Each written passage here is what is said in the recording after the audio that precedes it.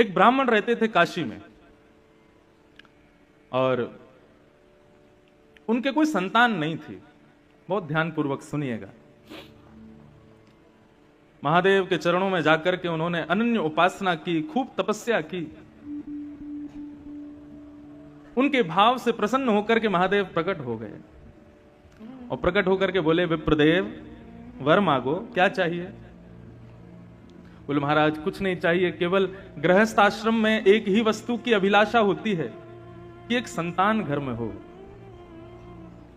मैं आपकी नगरी में रहता हूं, नित्य आपका सेवा करता हूं। मैंने वेद आदि कर्मकांड आदि इन नियमों को भी इसलिए सीखा ताकि आपकी अर्चना कर सकूं।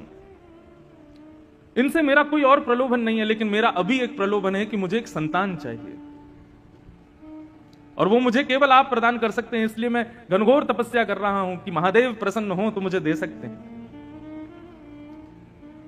भगवान शिव विश्वेश्वर यहीं गंगा के तट पर काशी में ब्राह्मण देवता से बोले, कैसा पुत्र चाहते हो? संतान दो प्रकार की होती हैं। वैसे तो संतान चार प्रकार की होती हैं। उत्तमः चिंतितः कुर्यात् प्रोतत्कारी तु मध्यमः अधमो अश्रद्धया कुर्यात् अकरतो। चार प्रकार की संतान है।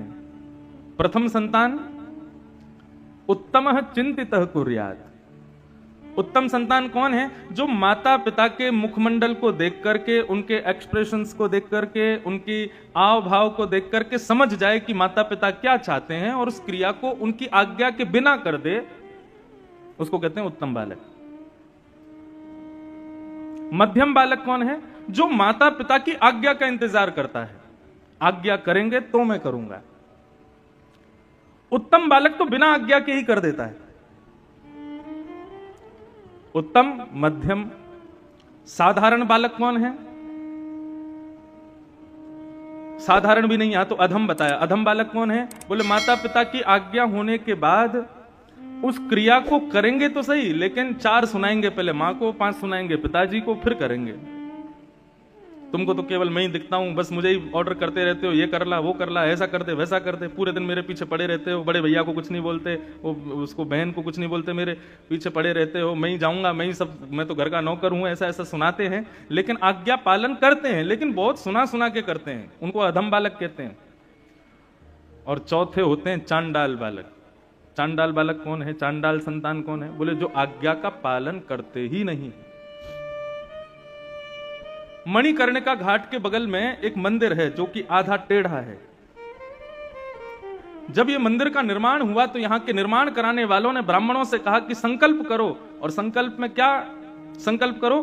कि इस मंदिर को बनवाने वाला मैं मातृ ऋण से उऋण हो जाऊं, अपने मातृपितृ ऋण से उऋण हो जाऊं। ब्राह्मण देवता जैसे ही संकल्प का जल हाथ में दिया, इतने में ही मंदिर धस गया और संकेत कर दिया उस मंदिर ने कि पूरे विश्व के ऋण से उऋण हो जाओगे, लेकिन मातृ ऋण से कभी उऋण नहीं हो पाओगे। अपने माता पिता के ऋण से, उन्होंने जो तुम्हारे लिए किया है उसका ऋण तुम इस जन्म में कभी नहीं चुका पाओगे। उसका प्रतीक है काशी, और काशी के मणिकर्णिका का वो मंदिर हम नित्य दर्शन करते हैं। जब आते हैं तो नाव में से वो टेढ़ा सा मंदिर दिखाई देता है। तो उत्तम बालक कौन है? जो माता पिता के आज्ञा से पहले ही पहचान जाए कि क्या करना है। महादेव ने ब्राह्मण से कहा, कैसा बालक चाहिए तुमको? कुपुत्र चाहिए कि सुपुत्र चाहिए? ब्राह्मण ने कहा, दोनों की डेफिनेशन बताओ, कुपुत्र किसे कहते हैं, सुपुत्र किसे कहते हैं? बोले कुपुत्र जो बहुत दुख दे और सुपुत्र जो बहुत सुख दे। ब्राह्मण देवता बोला, फिर तो सुपुत्र ही चाहिए हमको, दुख देने वाला बालक क्यों मांगेंगे? महादेव विश्वेश्वर कहने लगे, लेकिन एक नियम लागू होगा। क्या? कुपुत्र मांगोगे तो उसकी आयु बड़ी लंबी होगी, लेकिन सुपुत्र मांगोगे तो वो बहुत जल्दी मर जाएगा। 5 साल की आयु रहेगी बस उसकी। बताओ क्या चाहिए, कुपुत्र चाहिए कि सुपुत्र चाहिए?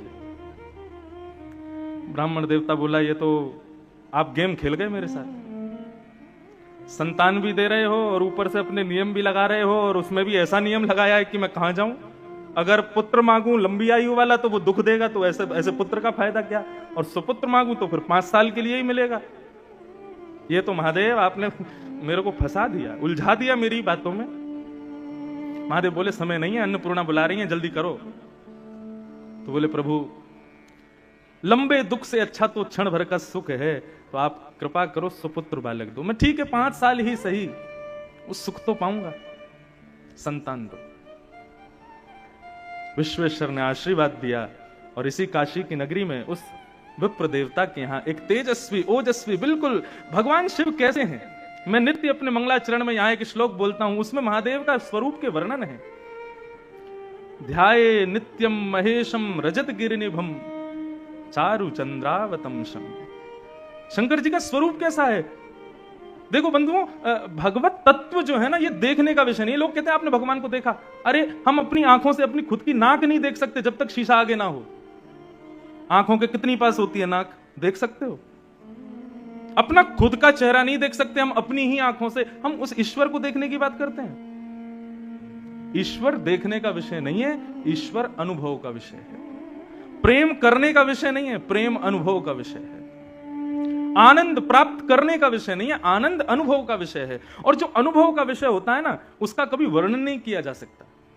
जो आपने देख लिया, जो आपने छू लिया, उसका वर्णन कर सकते हो, लेकिन जिसको आपने अनुभव किया है उसका वर्णन नहीं कर सकते। और श्री नारद जी नारद भक्ति सूत्र में कहते हैं, बोले प्रेम क्या है? बोले प्रेम स्वरूपम अवर्णनीयम।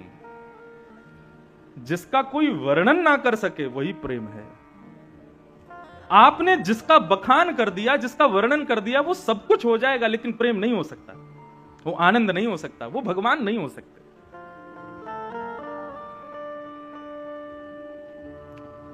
ब्राह्मण देवता के बालक हुए।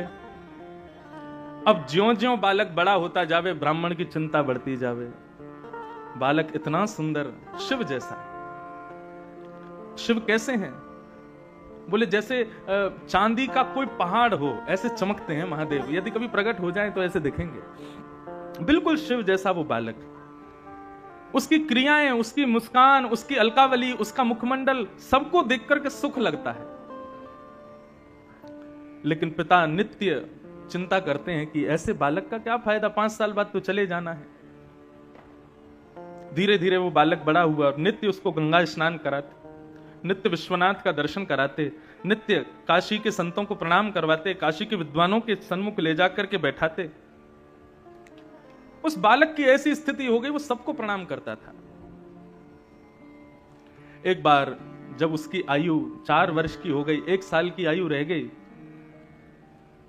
तो उस बालक को लेकर के उसके पिता एक संत के पास गए और रोते हुए अपना दुख दर्द बताया। बोले महाराज, महादेव ने मुझे ये दिया है, लेकिन इसकी आयु केवल 5 साल की है और ये 4 साल का हो गया, मैं इसके बिना रह नहीं पाऊंगा। आप कैसे भी इसको जीवित रखो, इसकी आयु बढ़ाओ, आप संतों में ताकत है, आप चाहो तो महादेव को कह सकते हो मेरा भाव। संतों ने एक ही आज्ञा की, बोले यदि तुम चाहते हो ये बालक जीवित रहे तो इस पर संतों की इतनी कृपा हो जाए, इतनी कृपा हो जाए कि उस कृपा को महादेव चाहते हुए भी कभी नष्ट ना कर पाए। और वो कब होगा? बोले खंबायु यज्ञम सलिलम महिम च, आंखों के आगे दिखने वाली हर वस्तु को इससे प्रणाम करवाओ। प्रणमे दंडवत, दंडवत प्रणाम करवाओ। प्रणाम में बड़ी ताकत है। आजकल लोग प्रणाम करना नहीं जानते, इसीलिए मैं सबसे प्रार्थना करता हूं, मुझे प्रणाम मत किया करो, दूर से हाथ जोड़ा करो। प्रणाम का अर्थ क्या होता है? नमन। नमन माने अपने मन को सामने वाले के चरणों में अर्पित करना। लेकिन हमारे यहां भारतीयों में ऐसी प्रथा बन गई है कि बिना छुए तो प्रणाम मानेंगे ही नहीं। माताएं बहनों को मैं कहता हूं मत किया करो, आप दूर से करो, लेकिन नहीं मानते। यहां तो चलो फिर भी इतनी संख्या में लोग नहीं है, कई जगह तो इतनी भीड़ होती है कि महाराज धोती बचानी पड़ जाती है कि गाड़ी में बैठ तो जाऊं सही सलामत। प्रणाम में बड़ी ताकत है, लेकिन प्रणाम शरीर से नहीं होता है, प्रणाम मन से होता है, हृदय से होता है। हमारे पूज्य पिताजी महाराज अपनी कथा में कहते हैं, जिसको देख करके आंखें झुक जाएं, सर थोड़ा नीचे हो जाए और मन में भाव, उसके प्रति आदर का भाव प्रकट हो जाए, ये 3 क्रिया ही प्रणाम कहलाती है। और तुम आंखों में टकटकी लगा के देख रहे हो, सीना चढ़ा के खड़े हो, उसके आते ही नीचे झुक के प्रणाम करो, वो प्रणाम थोड़ा ही है। प्रणाम तो हृदय से होता है। संत ने आज्ञा की कि इस बालक को सबको प्रणाम करवाओ। अब तो वो बालक सबको प्रणाम करता, घर के बाहर दहली पे बैठा रहता और गली से जो निकलता, जीव जंतु आदमी कोई भी हो, सबको प्रणाम करता। एक दिन आया और उस गली में महादेव के प्रथम 7 शिष्य सप्त ऋषि पधारे। ये सप्त ऋषि कौन हैं? भगवान शिव के पहले 7 शिष्य हैं। सप्त ऋषि पधारे।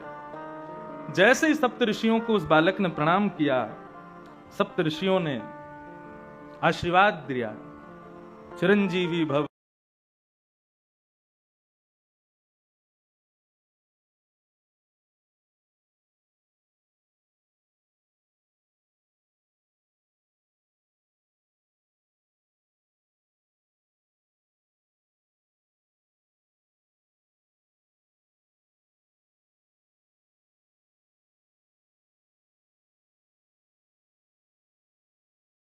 सप्त ऋषि हैं, महादेव के शिष्य हैं। ब्रह्म वाक्यम जनार्दनम, ब्राह्मण की वाणी जनार्दन की वाणी होती है।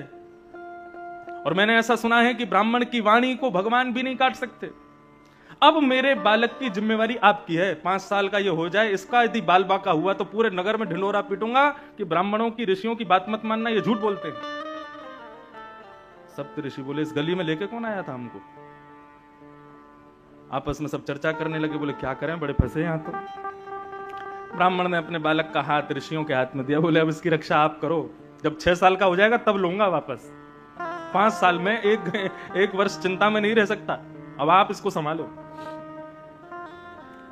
सप्त ऋषि उस बालक को लेकर के बैठ गए, बोले क्या करें, महादेव से तो आर्ग्यूमेंट कर नहीं सकते, हमारे गुरु हैं, शिष्य को चाहिए कि गुरु से कभी कुछ इस प्रकार का वाद संवाद ना करे। तब ऋषियों ने विचार किया, बोले सृष्टि के रचयिता ब्रह्मा हैं, ब्रह्मा के पास चलो, वही कुछ कर सकते हैं।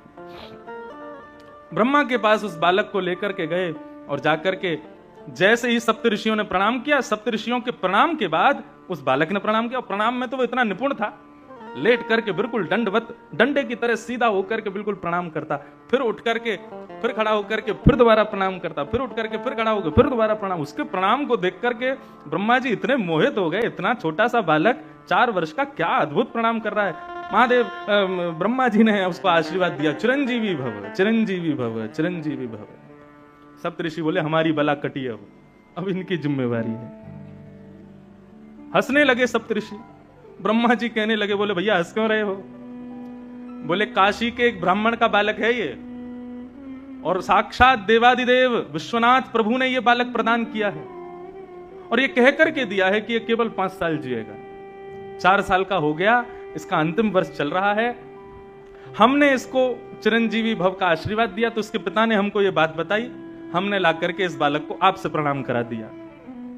ब्रह्मा जी बोले तो तुमने अपनी बला मुझ पर डाल दी, अपनी चिंता मुझ पर डाल दी। बोले तो फिर क्या करते हम, हमसे चिंता सहन नहीं हो रही थी, अब आप ही इसकी रक्षा करो, और यदि आपकी वजह से इसकी रक्षा नहीं हुई तो हम तीनों लोकों में ढिंडोरा पीटेंगे कि ब्रह्मा के पास शक्ति नहीं है, ब्रह्मा झूठ बोलता है। ब्रह्मा जी बोले बड़े चतुर हो तुम लोग। बोले ये चतुराई इसके पिता से हमको मिली। ब्रह्मा जी बोले अब तो फिर एक ही उपाय है, स्वयं विश्वनाथ यदि चाहें तो ये बालक जी सकता है। और उस बालक को गोद में लेकर के ब्रह्मा सीधे पहुंचे महादेव के पास।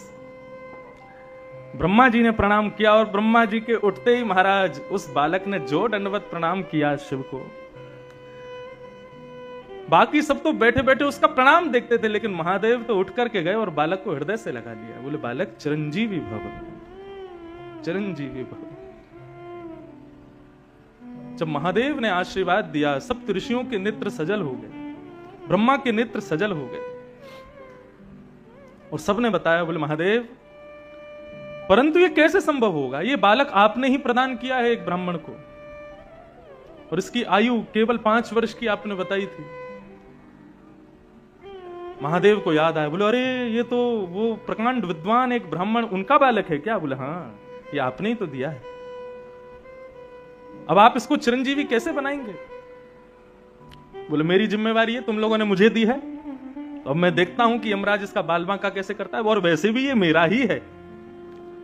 महादेव ने अपना स्वरूप शिवलिंग उस बालक को प्रदान किया और कहा, बेटा यहां काशी गंगा के तट पर बैठो और नित्य प्रातःकाल स्नान करके इस पर बिल्व पत्र चढ़ाना, राम राम मंत्र का जाप करना और कभी कभी ओम नमः शिवाय का जाप करना। तुम्हारा कोई काम नहीं है, पूरे दिन केवल मेरे इस शिवलिंग पर तुम बिल्व पत्र चढ़ाते रहो।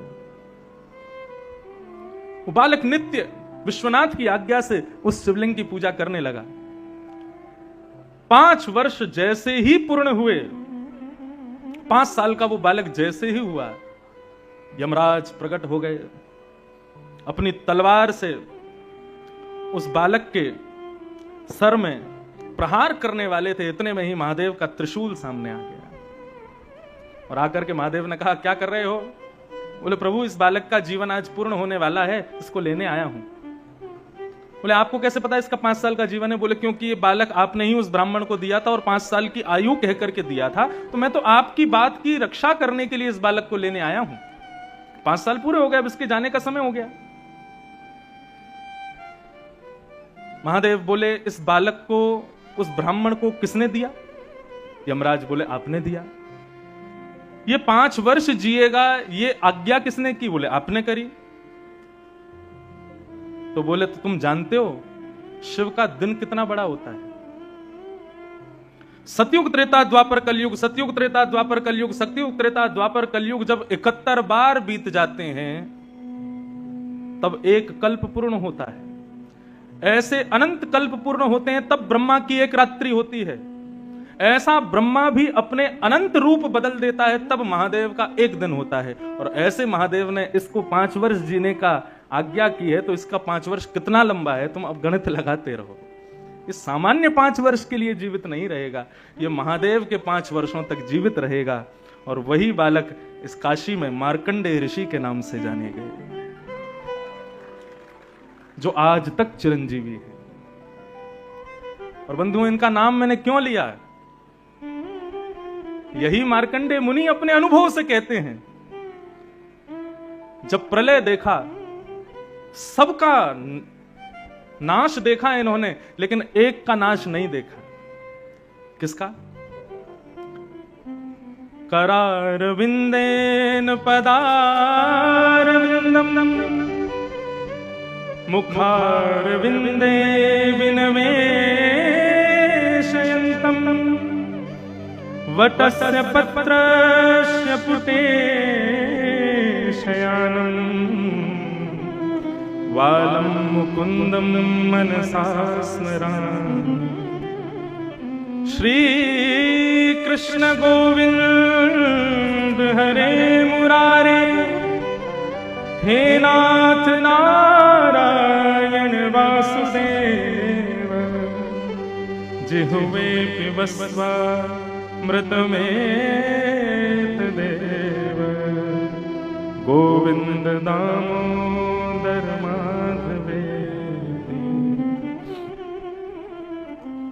ये बात मैं इसलिए कह रहा था कि मार्कंडेय ऋषि को इतनी लंबी आयु भगवान ने दी, महादेव ने दी, विश्वनाथ ने दी। किसके लिए दी? ताकि वो हमारे कन्हैया के आश्रित हो जाएं, ताकि वो हमारे बाल मुकुंद का दर्शन करें। कैसा दर्शन किया? मार्कंडेय मुनि ने तपस्या की और तपस्या करके भगवान से प्रार्थना की, मैं प्रलय देखना चाहता हूं, प्रलय कैसी होगी। भागवत के 11 स्कंद में, 12 स्कंद में प्रलय का दर्शन आता है मार्कंडेय मुनि का। और जब भगवान ने मार्कंडेय ऋषि को प्रलय का दर्शन कराया, सब कुछ जल निमग्न हो गया। तभी वो देखते हैं कि एक बट का पत्ता तैरता हुआ आ रहा है। मार्कंडेय मुनि ने ऊपर चढ़कर के जैसे ही देखा तो क्या देखा? करार विंदे, अपने हाथों से, करार विंदेन पदार विंदम, अपने हाथ, दोनों हाथों से अपने एक पैर को पकड़ करके, मुखार विंदे विनवेशयंतम, अपने चरण के एक अंगूठे को एक नन्हा सा बालक पी रहा है। करार विंदेन पदार विंदम मुखार विंदे विनवेशयंतम वटस्य पत्रस्य पुटे शयानम बालम मुकुंदम मनसा स्मरामि। सबका प्रलय हो गया, नन्हे से हमारे गोपाल जी का प्रलय नहीं हुआ। ये दर्शन मार्कंडेय ऋषि ने किया। भगवान अपने पैर का अंगूठा क्यों पीते हैं? ठाकुर जी कहते हैं पूरा विश्व इसको पीता है। इनको धो धो के ये क्या है? ये ठाकुर जी के अंगूठे का जल ही तो है। आज हमारे वेद पंडित जी बहुत बढ़िया बात बता रहे थे। बोले कि देखो महाराज जी, गंगा जल को सब लोग मुख से लेते हैं, सिर से लगाते हैं, स्नान करते हैं, लेकिन महादेव, बोले महादेव तो गंगा जी को ही मुकुट बना के पहनते हैं, अपने सिर पर ही धारण करते हैं। बोले श्री नारायण के चरणामृत उसको नीचे भी नहीं आने देते, अपनी जटाओं में बांध करके रखते हैं। सबके अलग अलग सुंदर सुंदर मुकुट हैं, किसी का स्वर्ण का मुकुट है, किसी का पद्मराग का मुकुट है, किसी के अन्य अन्य धातुओं के मुकुट हैं, लेकिन महादेव का मुकुट क्या है? बोले गंगा ही उनका मुकुट है, श्री कृष्ण चरणामृत ही उनका मुकुट है। इन दोनों में ज्यादा अंतर नहीं है, ये हरि और हर, ये दोनों एक ही हैं, एक दूसरे के साथी हैं, एक दूसरे के स्वामी भी हैं और एक दूसरे के सेवक भी हैं। जैसे ही शिव जी को पता चला कि रघुनाथ जी ने समुद्र पर सेतु बनाया, सब दूतों ने आके बनाया, बोले जय हो रघुनंदन राम की जय हो। शिव जी बोले क्या हुआ? बोले आज रघुनाथ जी ने समुद्र पर सेतु बनाया। लेकिन शंकर जी ने यह नहीं सुना कि समुद्र पर सेतु बनाया। बोले अच्छा, समुद्र मतलब ससुर जी, काट दिया, चलो तो हम पीछे क्यों रहे। जब आया समय तो ले दक्ष का ही सर काट दिया, फिर बहुत प्रार्थना करने पर बकरे का सर लगा दिया, लेकिन पीछे नहीं हटे हैं। अनुब्रजाम में हम नित्यम, किसका अनुगमन कर रहे हैं? बोले कि जो हमारे हरि करेंगे वही हम करेंगे। दोनों एक दूसरे के समान हैं, दोनों में कोई भेद नहीं है। शिव दो द्रोही मम दास कहावा, सोनर सपने मोह न पावा। भगवान श्री राम कहते हैं यदि कोई शिव द्रोही है और मेरा दास है, लेकिन शिव से द्रोह करता है, सोनर सपने मोह न पावा, वो नर मेरी प्राप्ति कभी नहीं कर सकता। और यही बात शंकर जी कहते हैं, कोई मेरा अनन्य भाव रखता है लेकिन नारायण का अपमान करता है, रामकृष्ण की अवहेलना करता है, उस व्यक्ति को स्वप्न में भी मेरा दर्शन नहीं होगा। नारायण तो फिर भी दर्शन से ही वंचित करेंगे, लेकिन महादेव तो त्रिशूल ही घुसा देंगे सीधे। इसलिए दोनों में भेद मत मानो, दोनों में कोई भेद मत रखो।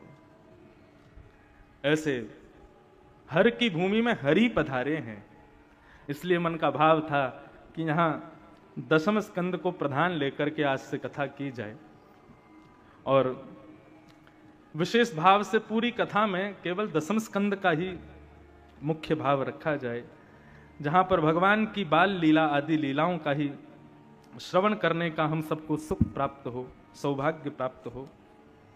उस भाव से यहां कथा करने का भाव बना कल, तो आज से हम लोग दशम स्कंद ही प्रारंभ करेंगे, ताकि महादेव को ठाकुर जी की मधुरतम लीलाओं का श्रवण करा सकें, क्योंकि यहाँ के मुख्य श्रोता वे ही हैं, वे ही सुनने के लिए यहाँ पर पधार रहे हैं। आज छठ का उत्सव है, पूरी वाराणसी में उत्सव मन रहे हैं, सुनाई दे ही रहा है। लेकिन कभी कभी लगता है संसार कितना बदल गया, और मैं कहूं तो सुनने में अटपटा भी लगेगा, मेरी उम्र ही कितनी, आप लोग तो इतने बड़े बड़े बैठो, आपने देखा होगा बदलता हुआ संसार। पहले हमारे यहाँ के पर्वों में मध्यम सुगम संगीत होता था, ब्राह्मणों के द्वारा सुंदर वेद पाठ आदि करके, और घर के सदस्य जन जो हैं पूजा आदि करते थे, दीपावली, होलिका दहन और आदि आदि पर्वों को मनाते थे। लेकिन आजकल हम लोगों की स्थिति देखो, सुन लो कितनी जोर से आवाज आ रही है, छठ उत्सव मनना। जब मैं नौका से उतर रहा था तो इतना भयंकर डीजे बज रहा था, लेकिन जब मैंने कान लगा के सुना तो छठ का कोई भजन चल रहा था। मैंने कहा भजनों की स्थिति देखो क्या हो गई। देवताओं में और दैत्यों में अंतर क्या था? यही तो था। दैत्य कौन? जो सारे नियमों का उल्लंघन करते हुए क्रियाएं करें, वो दैत्य हैं। और देवता कौन? जो हर चीज का ध्यान रखे। कल आपके यहां कथा पूरी करके जब मैं वापस पहुंचा, तो जहां हम रह रहे हैं वो बिल्कुल शुद्ध काशी है, बनारस है शुद्ध। वहां गाड़ियां भी नहीं आती, बाइक तो लोग घुसा देते हैं जबरदस्ती, नहीं तो उसके लिए भी जगह नहीं है।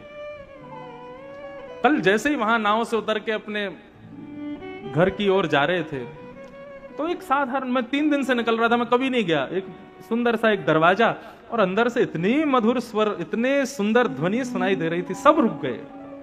और भीतर जब जाकर के देखा तो महादेव के अनन्य प्रेमी पुत्र गणपति विराज रहे हैं, और सामने छोटे छोटे 3 बालक क्या अद्भुत शास्त्रीय संगीत गा रहे थे। उनका स्वर सुन करके हम लोग कम से कम 20 मिनट तक वहीं खड़े रहे, और मानो ऐसा लग रहा था जैसे मसनद पर ऐसे कोई अपना हाथ रख करके बिल्कुल आनंद के अंदाज में पूरे जगत से निवृत्त होकर, बिल्कुल जैसे एकांत में बैठ के कि कोई डिस्टर्ब ना करे, और गणपति बैठ करके स्वर सुन रहे हैं। वो सुनकर के मन स्तब्ध हो गया, कुछ कहने की इच्छा नहीं हो रही थी। कोई बोल भी रहा था तो मैं कह रहा था शांत हो जाओ, कोई हल्ला मत मचाओ, उनको सुनो क्या गा रहे हैं। वो हृदय स्पर्शी था, आत्मा को स्पर्श कर रहा था। लेकिन आजकल हम मानवों को क्या हो गया है, यदि कोई शास्त्रीय संगीत गाने वाला आ जाए तो महाराज जितनी भीड़ होती है उससे भी कम हो जाती है, पंडालों में चले जाते हैं उठ के लोग, नहीं समझ में आ रहा, नहीं सुन सकते। ये हमारा अभाग्य है। वो तो अपने अपने स्थान पर पूर्ण है, हम में इतनी क्षमता नहीं है, हम में इतनी योग्यता नहीं कि हम उसको सुन सकें। पंडित जी घर पर पूजन कराने आते हैं तो यजमान लोग पहले कहते हैं पंडित जी 15 मिनट में ही करा देना, पूजा है 1.5 घंटे की। लेकिन पंडित जी को पहले कह देंगे इससे ज्यादा समय मत लगाना। जहां आधा घंटा जाने लग जाता है तो पंडित जी को घड़ी दिखाने लगते हैं, अब जल्दी कराओ हमको जाना है। वो नौकर नहीं है तुम्हारे। महादेव भी जिनको देख करके प्रणाम करते हैं, वैष्णवानाम यथा शंभु, वो ब्राह्मण है। ये हम लोगों का अभाग्य है कि हम लोग अपने वैदिक शास्त्रों से, अपनी वैदिक क्रियाओं से, अपने पुराने समय के जो हमारी धरोहर है, हम उनको छोड़ते जा रहे हैं धीरे धीरे। लेकिन फिर मन में भाव आता है तस्मात् केनाप्युपाय न मनः कृष्णे निमेषयेत्। इतना घनघोर कलिकाल चल रहा है, इतने में भी लोग पूजा तो कर रहे हैं, छठ पूजा कर रहे हैं, भले डीजे चला के कर रहे हैं, कर तो रहे हैं, तो लगता है कम से कम कुछ ना से तो ये अच्छा है। लेकिन बंधुओं, अपनी धरोहरों को छोड़ो मत, वो हमारा सर्वधन है। प्रयास किया करो कि जितना उसके समीप रह सकें हम रहें। ये वेस्टर्न कल्चर नहीं है तो क्या है, इतना तेज संगीत बजाना जोर जोर से। अब गणपति उत्सव होता है, गणपति विसर्जन करने जाते हैं, पहले ढोल नगाड़े जाते थे, गाते हुए लोग जाते थे, फिर धीरे धीरे बैंड बाजे आ गया, बैंड बाजे भी खत्म, अब तो डीजे आ गया। और आजकल तो ऐसे डीजे चलने लगे हैं कि घर की खिड़कियां हिलती हैं उनके धमक से, हृदय कभी कभी लगता है निकल के बाहर ना आ जाए। और इतना तेज घमक उतना महंगा डीजे, लोग बुलाते हैं उसको।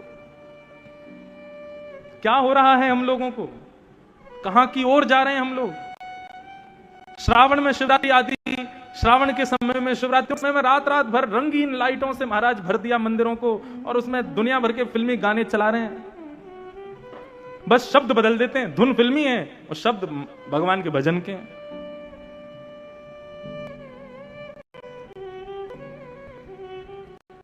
अपनी तत्वता को मत छोड़ो, देव बने रहो, दैत्य मत बनो। देव भी मत बनो, दैत्य भी मत बनो, इंसान बने रहो।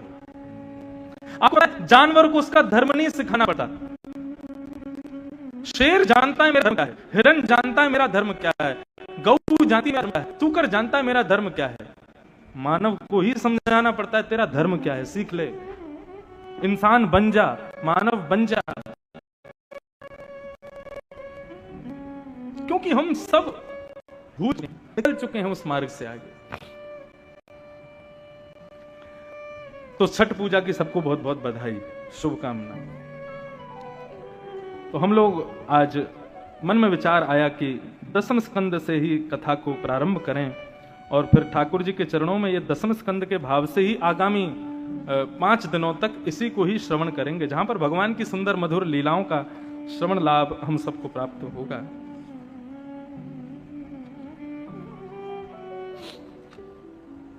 श्रीमद् भागवत में 12 स्कंद हैं, और ये 12 स्कंद भगवान के श्री चरणों से लेकर के ललाट तक का दर्शन कराते हैं।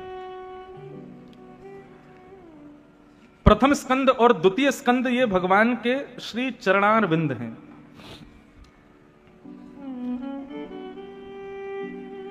ध्यान से सुनिएगा, 12 स्कंद पूरी भागवत का दर्शन। तो प्रथम और द्वितीय स्कंद जो है भगवान के चरण हैं। एक प्रकार से कहें तो आपकी काशी भी तो भगवान के चरण हैं। हम जब प्रथम द्वितीय स्कंद सुनते हैं तो मतलब ठाकुर जी के चरणों में प्रणाम हो गया। तृतीय और द्वितीय स्कंद भगवान के जंगा है, मतलब चरणों में प्रणाम किए को भगवान ने अपने दोनों हाथों से, तो तृतीय और चतुर्थ स्कंद भगवान के हाथ हैं, भुजा। 2 स्कंदों से प्रणाम किया और फिर 2 स्कंदों से क्या हुआ, भगवान ने अपने हाथों से प्रणाम किए हुए उस भक्त को उठाया।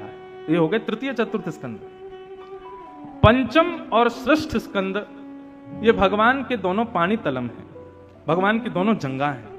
मतलब चरण में प्रणाम किए को ठाकुर जी ने दोनों भुजाओं से उठा करके अपनी गोद में लिटा दिया, जैसे एक मां अपने बालक को लिटाती है। सप्तम और अष्टम स्कंद ये भगवान के, सप्तम स्कंद उदर है, अष्टम और नवम स्कंद ये भगवान का वक्षस्थल है। दसम स्कंद भगवान का हृदय है।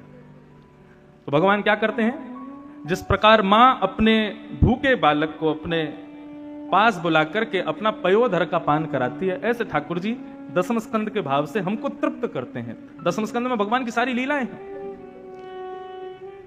एकादश स्कंद भगवान का ललाट है, मस्तिष्क है। जब बालक पेट भर जाता है, दूध पी लेता है, तो मां फिर उसको अपने पयोधर से दूर करके फिर उसके मुखमंडल को देखती है। चेहरे से ही पता चल जाता है कि वो तृप्त हुआ कि नहीं, उसकी भूख मिटी कि नहीं। एकादश स्कंद ये पुष्टि करता है कि सुनने वाले श्रोता जो हैं वो पुष्ट हुए कि नहीं, उनकी भूख पूरी हुई कि नहीं।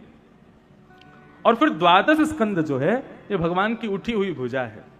मतलब एकादश स्कंद के बाद फिर ठाकुर जी उस बालक को गोद में ऊपर की ओर उठा लेते हैं, जैसे मां अपने बालक को दुग्ध पिलाकर के फिर थोड़ी देर उसके संग खेलती है, ऊंचा उठा करके उसको आनंद कराती है। इस प्रकार ये द्वादश स्कंद हैं श्रीमद् भागवत के, जिसमें से दसम स्कंद जो है ये भगवान का हृदय है। और इस दसम स्कंद में भी रास पंचाध्यायी ये ठाकुर जी का मुख्य हृदय है। तो उसी दसम स्कंद को हम आप सब लोग श्रवण करेंगे। ठाकुर जी का हृदय, ठाकुर जी का हृदय मतलब शिव का परम धन, वो हम श्रवण करेंगे। दसम स्कंद का प्रारंभ कैसे होता है? परीक्षित बीते 4 दिनों से कथा श्रवण कर रहे हैं। सुखदेव जी महाराज मंच पर आसीन हैं और सुखदेव जी परीक्षित को आज्ञा करते हैं कि परीक्षित,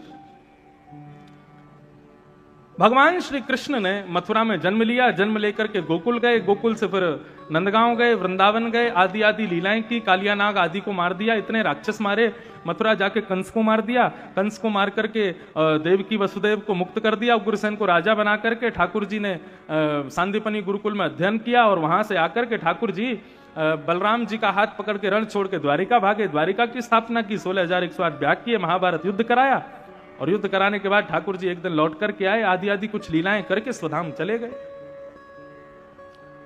और ये कथा पूरी सुना करके श्री शुकाचार्य जी शांत हो गए। परीक्षित अब भी श्रवण के लिए बैठे हैं, लेकिन आज जब थोड़ी देर के लिए कथा विराम हुई तो परीक्षित ने निवेदन किया, प्रभु आप शांत क्यों हो गए? आप कहिए ना, आप सुनाइए ना। सुखदेव जी बोले, सुना तो दी कथा, मथुरा में जन्म हुआ, वृंदावन में ये किया, बरसाने में नंदगांव में ये किया और मथुरा में जाके ये किया, आदि आदि ये सारी लीलाएं हैं ठाकुर जी की, बस यही तो लीला है, इससे आगे और क्या सुनाऊं तुमको? सुना दी कथा।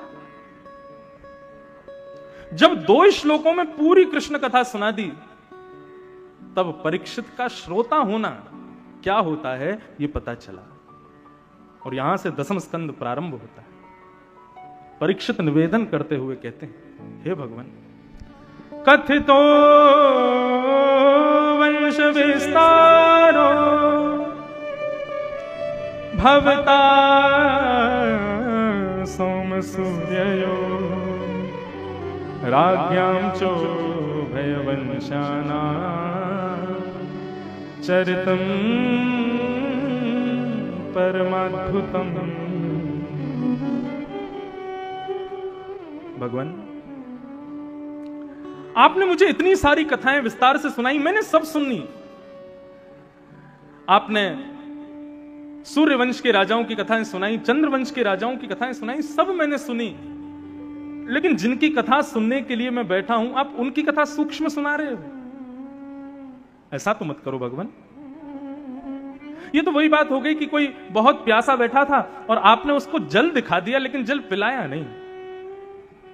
प्यासे को जल दिखा देना और पिलाना नहीं, ये तो महाराज ब्रह्म हत्या के समान अपमान जैसा होता है। प्रभु, इस प्रकार मेरा वध मत कीजिए। मैं 4 दिन से एक आसन पर बैठा हूं, ना ही मैंने कुछ खाया, ना ही मैंने कुछ पिया, एक निवृत्त होकर के बैठा हूं केवल कृष्ण कथा सुनने के लिए, और आप उन कृष्ण की कथा मुझे 2 मिनट में सुना करके शांत कर रहे हैं। ऐसा क्यों कर रहे हैं भगवान? बंधुओं, श्री नाभाजी महाराज भक्तमाल में कहते हैं, श्रवण रसिक कहीं सुने ना परीक्षित से, जो पानु करत लागी कोटि गुण प्यास है। परीक्षित जी कैसे श्रोता हैं? बोले कैसे श्रोता हैं? बोले एक तो होता है प्यासा, कि वो पानी पीता जाए और जितने घूंट अंदर लेवे उतनी प्यास उसकी कम होती चली जाए। लेकिन परीक्षित कैसे प्यासे हैं? बोले जितना पानी पी रहे हैं उतना प्यास और ज्यादा लग रही है। हो ना हो, कथा जब आप लोग सुनते हैं ना, तो 1 घंटा 2 घंटा होने के बाद में धीरे धीरे धीरे धीरे मन भरने लगता है, और फिर एक समय आता है, इच्छा होती है कि अब थोड़ा कहीं जाया जाए, कुछ और काम किया जाए, थोड़े हम भर गए हैं ऊपर तक। अगर बंधुओं ऐसी स्थिति होती है ना कथा में, तो आप श्रोता बने ही नहीं हैं। श्रोता कौन? जो पान हूं करत लागी कोटि गुण प्यास है, और प्यासा रह जाए, वो श्रोता है। श्रीमद् भागवत सुनने की आज्ञा नहीं दी है श्री वेदव्यास जी महाराज ने। निगम कल्प तरोर गलितम फलम सुख मुखाद्रम तद्रम संयुतम पिबत भागवतम रसमालयम मुहुरहो रसिका भुविभावुका। वेदव्यास जी कहते हैं, पिबत भागवतम रसमालयम, ये भागवत की कथा जो है, ये सुनने का विषय नहीं है, पीने का विषय है, पान करने का विषय है। और कर्ण रंध्र से इसको श्रवण नहीं करना है, इसका पान करना है। क्यों? सुनी हुई वस्तु विस्मृत हो सकती है, सुनी हुई वस्तु को आप भूल सकते हो, लेकिन जिसका पान किया है वो तो अपना असर दिखाएगी, वो तो अपना असर करेगी। मदिरा का सेवन किया है तो मदिरा नशा करेगी, औषधि का सेवन किया है तो औषधि अपना अपना अपना गुण दिखाएगी।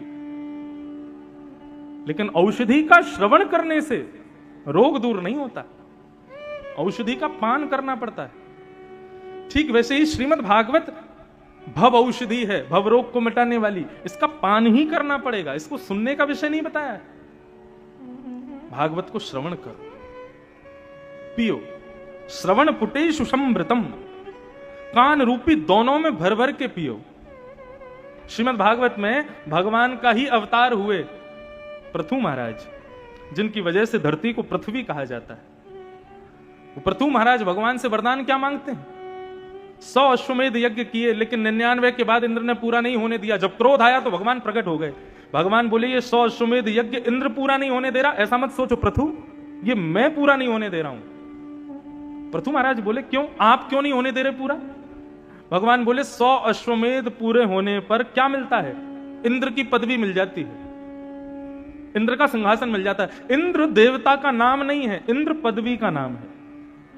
कुछ मुख्य देवों को छोड़ करके बाकी जितने भी देवता हैं, ये सब पदवियां हैं, ये देवता नहीं है कोई। जैसे वरुण देव हैं, इंद्र देव हैं, वायु देव हैं, ये सब पदवियां हैं। जब एक मनवंतर पूरा होगा, पुनः पृथ्वी की सृष्टि की रचना होगी, तो ये पदवियां, इन पर हम में से कोई ना कोई बैठा होगा। हम में से कोई इंद्र बन जाएगा, हमारे कर्मानुसार, हमारी भक्तियानुसार, हमारे यज्ञानुसार। हम में से ही कोई वरुण बन जाएगा, हम में से ही कोई वायु बन जाएगा। ये देवताओं की पदवियां हैं, और मानव पुण्य के प्रभाव से इन पदवियों को प्राप्त करता है। बहुत लंबा विषय, उसमें नहीं जाएंगे। तो देवत्व पदवियां हैं, और यदि तुमने अश्वमेध यज्ञ 100 पूरे कर लिए तो तुमको इंद्र की पदवी मिल जाएगी। और इंद्र की पदवी, देव बनना अच्छी बात है, लेकिन देवता मेरे उतने समीप नहीं होते जितने समीप भक्त होते हैं। और प्रथु, मैं नहीं चाहता कि तुम देव बन जाओ, क्योंकि तुम मुझसे दूर हो जाओगे, इसलिए तुम्हारे 100 यज्ञ पूरे नहीं होने दे रहा मैंने कल भी कथा में कहा था, यदि मनवांछित इच्छाएं पूरी नहीं हो रही हैं तो इसका मतलब यही समझो कि ठाकुर जी आपका भला चाहते हैं, ठाकुर जी कुछ कृपा करना चाहते हैं, ठाकुर जी ने कुछ भला सोच के रखा, इसीलिए तुम्हारी इच्छाएं पूरी नहीं कर रहे वो। तब पृथु महाराज को लगा कि अरे मैं क्या प्रेम करता हूं, ठाकुर जी तो मुझसे दुगना प्रेम करते हैं। तब पृथु महाराज ने भगवान से कहा, तो मुझे दूसरा वरदान दो। भगवान बोले, क्या चाहिए? बोले, ऐसी कृपा कर दो कि मेरे शरीर में जितने रोए हैं प्रत्येक रोए में श्रवण की शक्ति प्रकट हो जाए, सुनने की शक्ति आ जाए, मेरे प्रत्येक रोए में कान प्रकट हो जाएं। भगवान बोले, कैसा विचित्र वरदान मांग रहे हो, ये क्या कहना चाहते हो? तब पृथु महाराज कहते हैं, बोले प्रभु मैं ये इसलिए मांग रहा हूं क्योंकि आपकी कथा सुनने के लिए मुझे 2 कान बहुत कम लगते हैं। मैं अपने प्रत्येक रों से आपकी कथा सुनना चाहता हूं, मैं प्रत्येक अंग से आपको सुनना चाहता हूं, आपको ग्रहण करना चाहता हूं, इसलिए मेरे प्रत्येक रोम में आप श्रवण की शक्ति प्रकट कर दो। वृंदावन की एक गोपी गाती है, आशावरी, यमुना जल भरने के लिए गई। वृंदावन की स्थिति जो पृथु महाराज मांग रहे हैं भगवान से, वृंदावन तो नित्य उसी स्थिति में रहता है। एक गोपी यमुना जल भरने के लिए जा रही है, कानों में रुई लगा करके जाती है। दूसरी गोपी ने कहा, बोले क्या कर रही है? बोले मैं कानों में रुई लगा करके जा रही हूं। बोले क्यों, कानों को क्यों बंद करके जा रही है? बोले तुझे नहीं पता, जब कोई कृष्ण बोलता है ना, जब कोई गोविंद बोलता है, जब कोई माधव बोलता है ना, तो मैं मूर्छित हो जाती हूं, मैं काम नहीं कर पाती, इसलिए मैं कानों में रुई लगा के आई हूं, कहीं कोई कृष्ण ना बोल दे, कहीं कोई माधव ना बोल दे, कहीं कोई गोपाल ना बोल दे, कहीं मैंने सुन लिया ना तो मेरी स्थिति बिगड़ जाएगी। इसे कहते हैं श्रवण, जहां सुनते ही आप अपने देहाभिमान से शून्य हो जाओ। सुनने के बाद भी देह अभिमान में है, देह अपनी फिक्र करवा रहा है तुमसे, तो तुमने सुना ही नहीं है। जहां चित्त की चिंता छूट जाए, जहां देह की चिंता छूट जाए, जिह्वा की प्यास नष्ट हो जाए, उदर की भूख चली जाए, तब समझना तुमने सुना है। उस श्रेणी में पहुंच गए हैं श्री सुखदेव जी और परीक्षित जी। तो गोपी जाती है और जाकर के जैसे ही यमुना जल भरने लगती है, पल्ली पार ठाकुर जी अपनी गैया चराते चराते कहीं दूर निकल गए, तो ठाकुर जी को बुलाने के लिए सारे ग्वाल बाल अपने मुख पर हाथ रख के कहने लगे, कन्हैया, गोपाल, माधव। और जैसे ही उन्होंने कृष्ण नाम का उद्घोष किया, सर घूमने लगा गोपी का, हाथ कांपने लगे, मटकी हाथ से गिर गई और उसी क्षण यमुना के पुलिन पर गिर गई। दूसरी गोपी ने उसके मुख पर यमुना जल छिड़का। जब होश में आई तो उसने कहा, क्या हुआ? रुदन करते हुए बोले मैं तो सोचती थी कृष्ण नाम केवल कानों से प्रवेश करता है, लेकिन आज मुझे पता चला कि मेरा प्रत्येक रों से कृष्ण नाम प्रवेश करता है। किस किस को बंद करके आऊं मैं? तब अष्ट सखा के श्री कृष्णदास जी ने उस गोपी की मनस्थिति को गाया है।